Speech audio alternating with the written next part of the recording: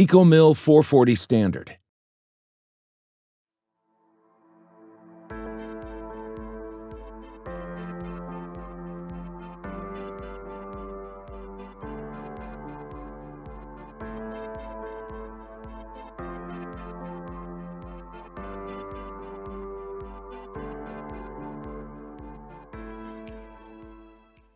As an experiment, we decided to mount matte-finished rollers, micro-roughness rollers, on the third roller mill station to assess the impact on flour yield and whiteness.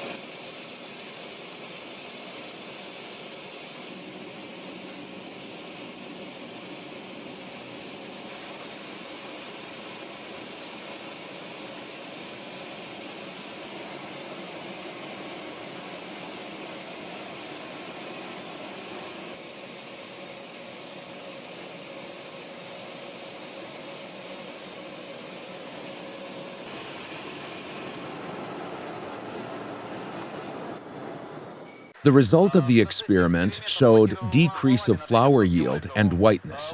So we replaced the matte-finished rollers for corrugated ones on the third roller station and continued the test in the previous mode, 15 corrugations per 1 centimeter of circumference. The roller mill equipped with these corrugated rollers met its technical specification.